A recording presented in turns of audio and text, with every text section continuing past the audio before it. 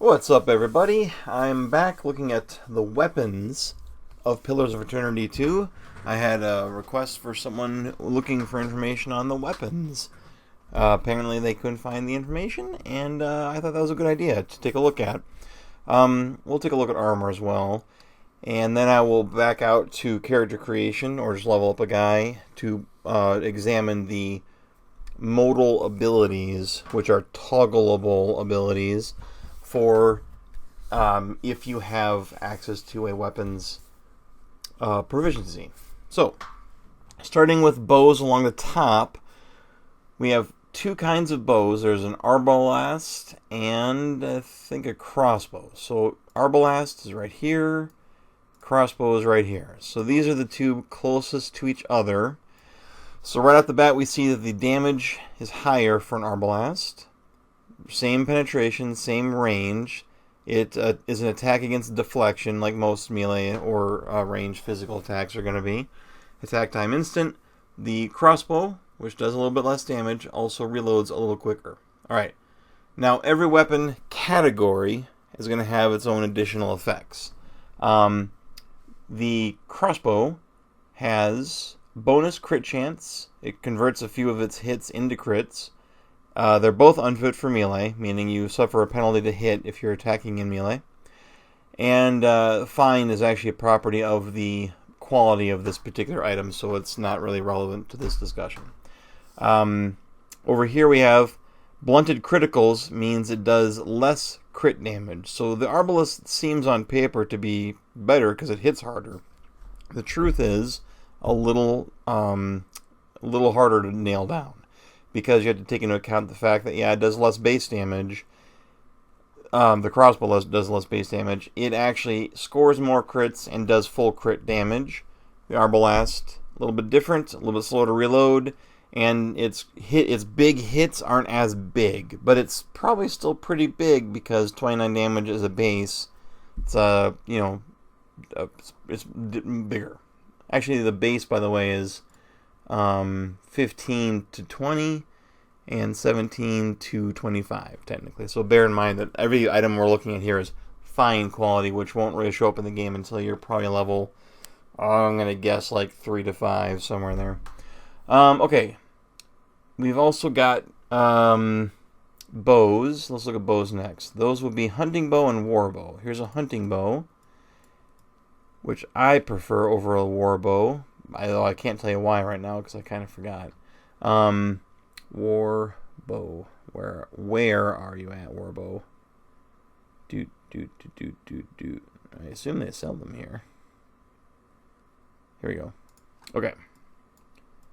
A war bow and a hunting bow. Hunting bow, higher damage, does slashing and pierce. By the way, when you see the weapon damage types listed here, and there's more than one, the game will automatically use the best one. So if you're firing an enemy with a penetration or with an armor value of, let's say, 10 piercing and 9 slashing, it'll attack the slashing. So penetration is higher with the war bow, but damage is higher with the hunting bow. Both do the same range. Both have a chance to hit against deflection the same. However, hunting bows have +5 accuracy, versus war bows, not a bonus at all. There's no bonus. They're both unfit for melee. So hunting bows, they do more damage, and they have a higher chance of accuracy, which is a better chance to hit, and also, let's not forget, a higher chance to score a crit, because it's all the same dice roll. And the higher you get on that dice roll, the more likely you are to score a crit. So, I guess what it depends on what you're fighting. If you're fighting a really heavily armored guy, a warbow is the better way to go. Most of the time, I would prefer a hunting bow. So, let's see. Firearms. Arquebus, a blunderbuss, and pistols. Let's see if I can find pistols. Here we go. Okay. This is a little tricky because I don't actually use these. I do like pistols. I actually like dual-wielding pistols because it looks really cool and they both fire. So it looks to me like we're dealing with... maybe we should look at the pistols separately because they are probably not really going to line up correctly. We'll come back to that. Arquebus and Blunderbuss. Excuse me. These look like they're quite different. Quite a bit more damage with the Arquebus, but I'm pretty sure the Blunderbuss fires a like a shotgun effect. Groups of enemies. Yeah, it's multi-shot. It does do less critical damage, but it's designed to hit like an area, so it's not quite the same. It's not quite as cut and dry as like, for example, the Arbalist and the crossbow. The Arquebus does hit like a truck by default. It loads very slowly, slower even than Arbalest, and has no bonuses going for it. But it does hit very hard. And then the Blunderbuss, like I said, it's actually shorter range, quite a bit shorter range. At 4. What was the Arquebus? More than 4. Yeah, 12. The same range as like a crossbow. So it's designed for shorter range and hitting a group of enemies. And then a pistol, which I just had on here, didn't I? And where did I go here? Well, let's look at this one. Pistols just have a drawback of blunted criticals, but they do pretty good damage, low penetration. I consider 7 to be pretty low, and medium range, let's say. Alright, let's look at magical implements next. We have wands. And let's put this over here for now. We have rod. There's a rod. And we have scepters. And I don't really know the difference between these, actually, so this will be kind of interesting to see. Here, let's put this here, this here. Yeah. Try and get them in the order I unlocked them. Okay. There we go. Good enough. Okay. So, damage-wise, it looks like the clear winner is rod. They're all... the rod is two-handed. Oh, this is interesting, because I feel like in Pillars 1, all 3 of these were two-handed weapons. I don't remember the wand and the scepter being one. I mean, they look one-handed in the first game, but I don't remember them being one-handed. I always thought that was weird. Maybe they changed/fixed it for the sequel.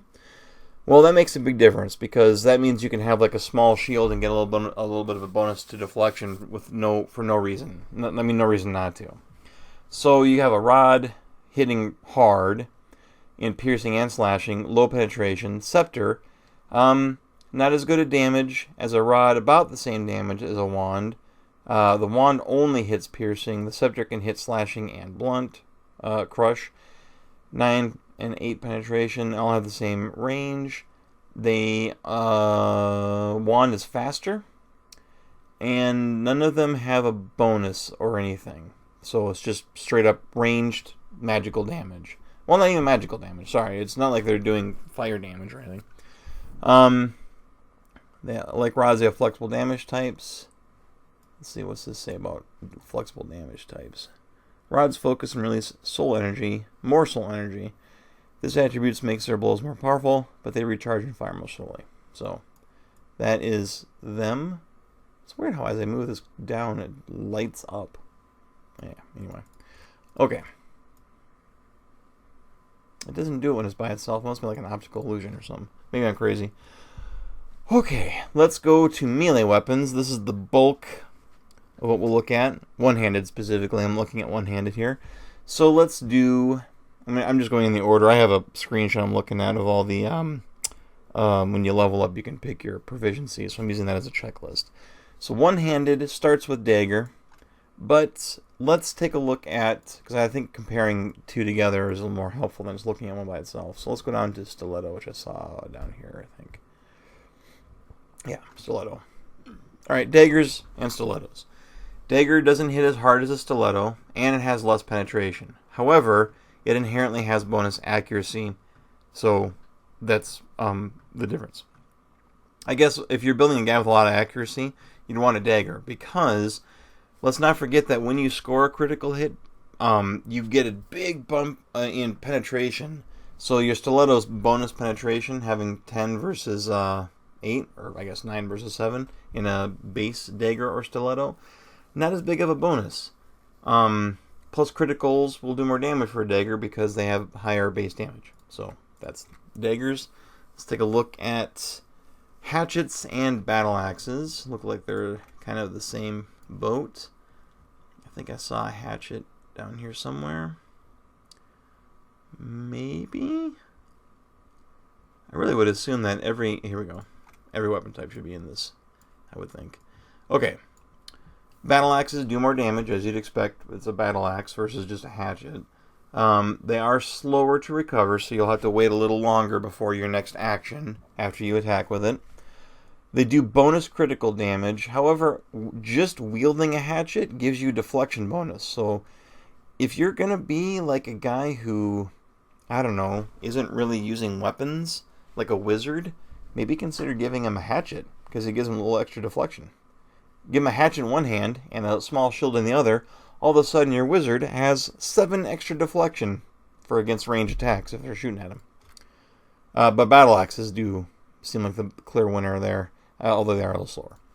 All right, next up is a line. What is that? Oh, you know what? I bet that's a club. Let's assume it's a club. The most boring of weapon types. And what would it be best? Oh, here we go. A mace. We can grab a flail too, I guess, but here let's do mace. All right, mace versus a club.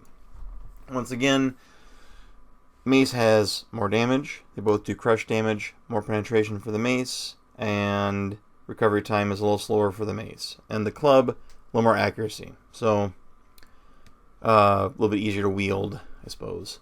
It's important to note, by the way, and we'll talk more about this in a bit, but when I show you the proficiencies, anybody can use anything equally well. The proficiencies give you a bonus ability if you have the proficiency, but lacking the proficiency doesn't mean you can't use the weapon effectively. Alright, Morning Stars are next up on the thing. Well, I guess they're flails. That's probably what they're called here. Yep.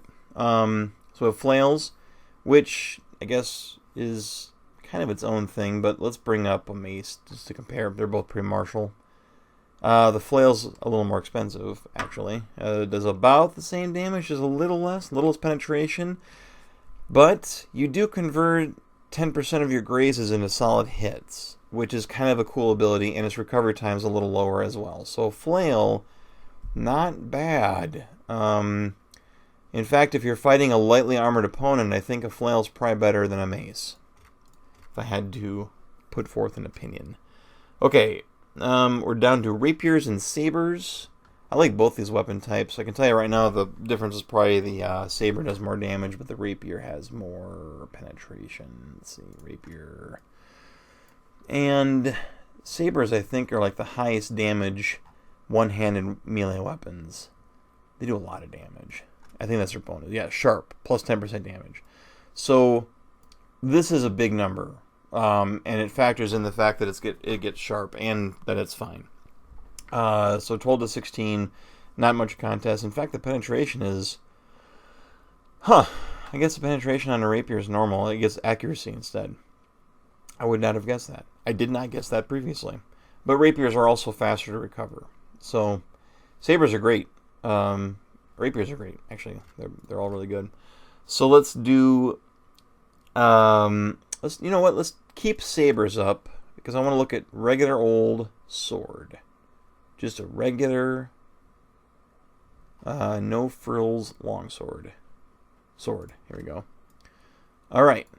Just about as much damage as a saber. Slower recovery time, though. A little less penetration. So, you may be wondering, why would you even bother using a sword? It's not really as good as a saber. But it does do piercing as well as slashing, and you can't stab with a fine saber.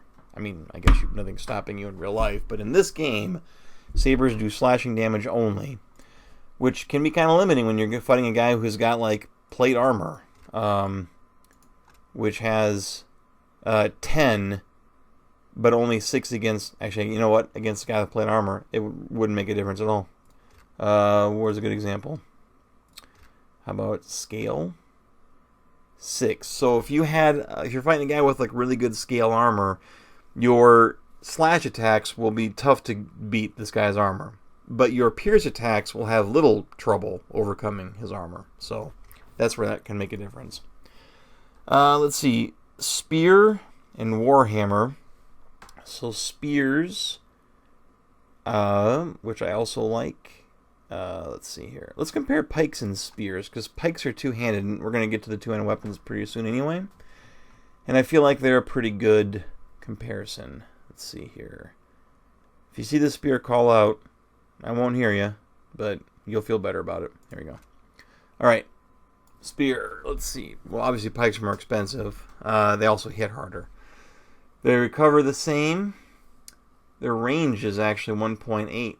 So they have increased reach. Oh, that's really neat. I don't think I realized that was a thing in this game. I would think spears have a slightly increased reach, but I guess they're only one-handed. You need a pike for that extra reach. Spears are accurate. And they're one-handed. Very critical. While a pike is better in every single way, it is a little slower. Nope, sorry. It is just better in every way, except not quite as accurate. And you can't use a shield. So that's the pike way. Let's see here. Warhammer is next. Let's bring up a mace, because I think that'd be a good comparison for Warhammer. Here we go, Warhammers. Warhammers are same damage, lower penetration. They are kind of like swords in that they do a pierce, because they, on the backside, you can flip them around and attack with the back hammer part and poke guys repeatedly. So a Warhammer is not as good as a mace, but if you have it, you're more likely to be covered with whatever you're fighting most of the time. The important part about this game with penetration is that you have weapon sets, and while it's tempting to look at like +1 weapon set and think I'll never need that, and maybe that's true. Most characters have 2 weapon sets to begin the game with. What's a weapon set, in case you're wondering? This right here. So I have my spear and my shield. Boom. And then I've got like a mace, let's say, just in case,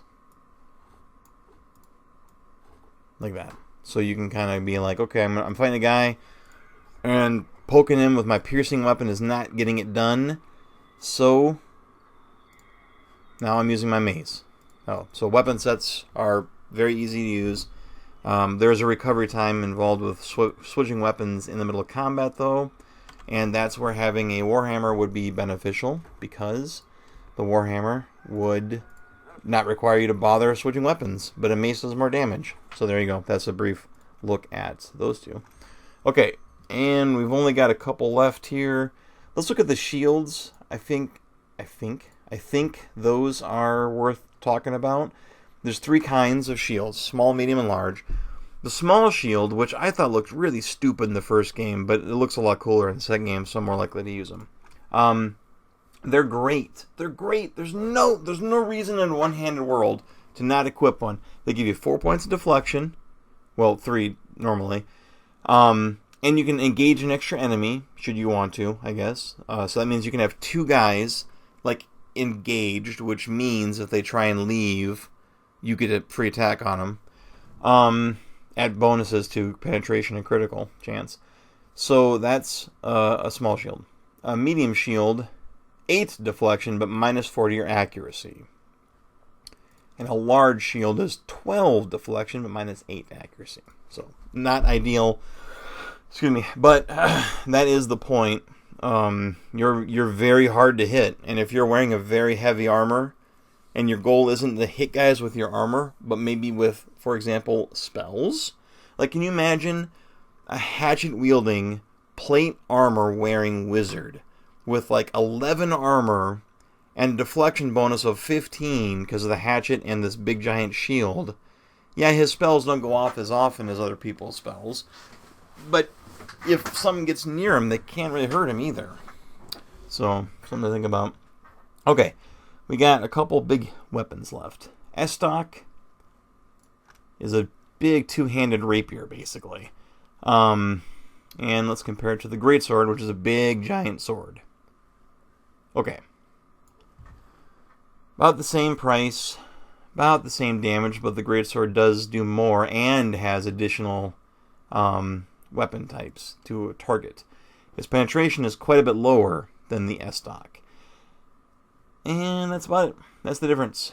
So the S-Talk is real good, unless your opponent is really resilient to pierce. But even then, with 10 penetration, you're probably fine. Greatsword, a little more versatile. But if you're fighting against a guy who's weak to crush, for example, a guy in plate armor, this is not going to get the job done. This is not a good weapon to fight someone in plate armor with. Okay, what do we got? We got big giant mace thing. Not this. We didn't really cover Morningstar, did we? Oh, that's because that's what we're up to next. That's the big giant spike thing. So we have Morningstar, and I guess we can look at... what's a good... There really isn't... well, let's look at Quarterstaff, because that's a big blunt weapon, too. That takes 2 hands. Let's see here.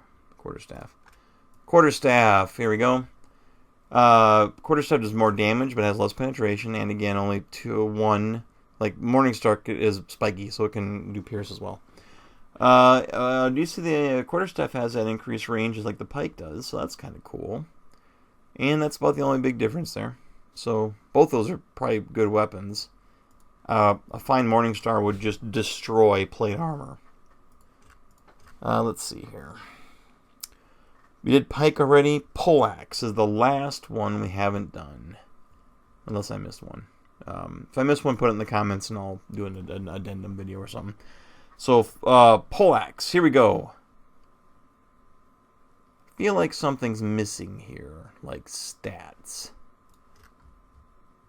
Right? I'm not crazy, am I? Maybe that's just some sort of bug. I guess we'll buy one. Okay, let's see what a Poleaxe looks like. Here. No, nothing. Okay.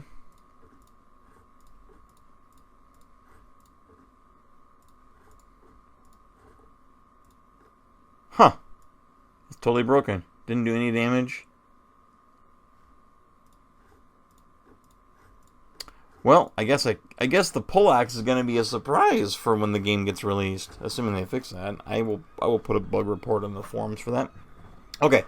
Now, let's level up briefly just to get a look at the modal abilities.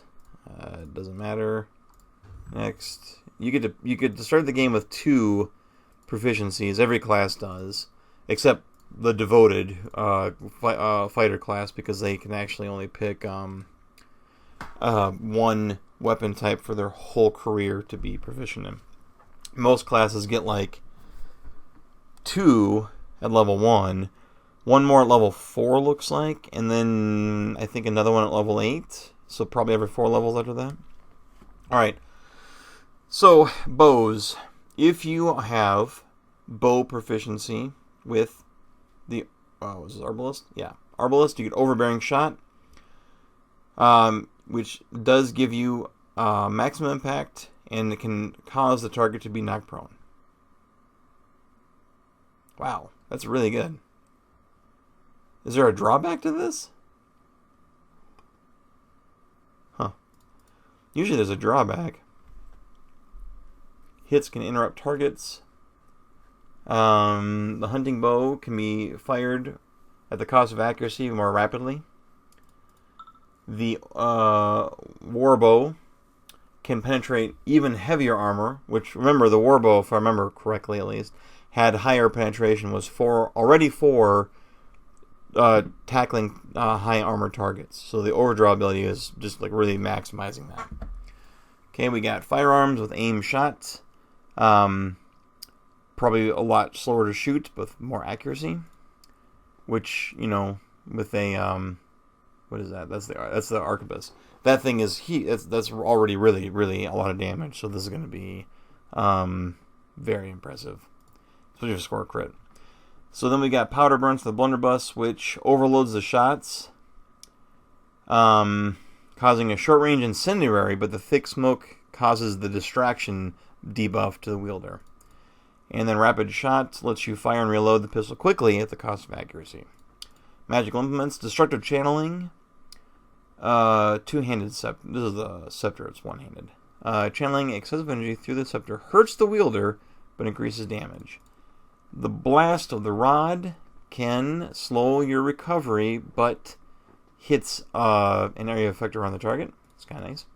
And then interfering barrage can actually interfere with the abilities, with your enemy's ability to attack, but it does less damage. So for a wizard, that's actually not a bad trade-off, because you're not really aiming your wand to do damage, so debuffing them is not bad. Parrying Blade gives you deflecting incoming attacks, trading damage for extra deflection. Great if you're low on health and just trying to survive long enough for that pre-healing spell to go off. Bleeding Cuts, slower attacks but bleeding wounds on hit. Bewildering Blows, lowering their will defense but doing less damage. Unbalanced Strikes, this is for flail. Focus your attacks on your target. Rooting, dealing less damage but lowering reflex. So like that, it's like this but for reflex. And Interfering Strikes. Remember the hatchet gives you bonus deflection, and if you turn on this ability, hook and slash wildly, interfering with the ability to focus their aim at the cost of your damage. So it must reduce their accuracy, which is a nice complement to the inherent bonus of deflection. Another defensive weapon there. Rending Smash. Character swings the mace with massive force, dealing damaging the target's armor at the cost of recovery. Interesting. I wonder if that lowers armor rating temporarily. Needle Strike, which I know this one because I just used it. It gives you plus 50% recovery, which is bad, but plus 20 accuracy. It's a big jump. Saber. Gain penetration at the cost of recovery. That's pretty good because the Saber, if I recall correctly from moments ago, not great penetration. I can show you these two. Stiletto. Carefully aim for weakness in enemy armor, trading recovery time for increased penetration. Which is nice, because the dagger doesn't have that ability. So that's why I thought the stiletto had higher penetration, because I was thinking of this. It gives you plus 2 penetration, which can make all the difference in the world. And then swords, half sword. Fight in close quarter style, using your blade to penetrate armor more effectively at the cost of lower deflection. So if you don't mind getting hit a little more reliably, you can penetrate armor better. And then the piercing blow of the warhammer, strike with additional penetration, cost of recovery. The shield, I do remember this one. It gives you... Nope, I can't remember now. I mean, I remember what it does, but I can't remember the numbers, so I'll just show you. Medium shield, block. Use your shield to attempt to block incoming weapon attacks, completely resisting the attack at the cost of recovery time. And then the wall for heavy, large shields. Taking careful position, you significantly, it's like 75% or something ridiculous, reduce incoming ranged weapon damage, as well as damage from attacks that target reflex, like a fireball spell, for example. But you're not able to move. Like when you put this up, your guy is stationary. Let's see. Vulnerable thrust for the two-handed estoc. Leaving yourself vulnerable to make powerful driving attacks with your estoc. Gaining penetration at the cost of deflection. So again, you'll get hit more often, but you'll be able to overcome armor easier, which is already really good for the estoc anyway. Character swings great sword with massive force, increasing damage at the cost of accuracy. It's like 50% more damage. I can't remember what the accuracy penalty is though. Body blows. Direct your strike towards the body, dealing less damage but lowering target's fortitude. So it's like this lowers reflex, this lowers will, this can lower fortitude. So those are important to know if you're having a hard time against a specific target.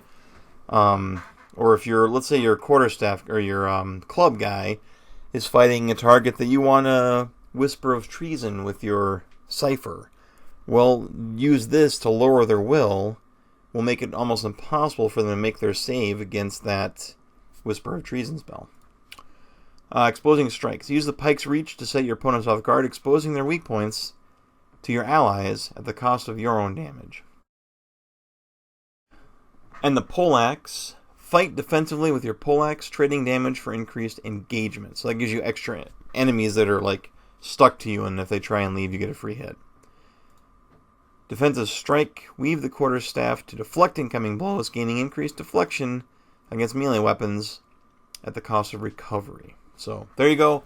That is a look at most of them. I guess actually let me close out of this. We'll cancel leveling up. Because he's got spear and shield. So I can show you these. So this is, oh yeah, engaging thrust. You move a little slower on the battlefield, but you can engage an extra enemy. And then the shield, which by the way, because he has a shield equipped, means he can engage already 3 enemies. The shield, 25% extra recovery time with your weapons. So if you had a recovery time of 4 seconds from, like a saber, it's now 5 seconds, which doesn't seem like a big jump, but, it is. But you gain extra accuracy every time you were missed. Like whenever someone goes to attack you and then they miss you, boom, you can attack them with a higher chance to hit. So there you go. All right, that's all the weapons. I did say we'd look at armor, so let's real quick. There's not much to the armor. It's just a matter of what armor is weak and strong to what. So this is the wrong person to talk to. Nope. Go away. Stop talking to me. No! Get away! Haha. Alright. Not a problem. Yeah, here's what I want to talk to. Okay. Armor. Breastplate. I'm just going to have this up for a moment so you can kind of take a screenshot if you want to compare them yourself. Brigandine. Weak against Pierce and Corrode. So it's like plate armor, but it's actually better against blunt. Hide armor. You'll notice that corrode is basically listed on like everything, or shock. Let's see, corrode, leather armor, padded armor, plate armor,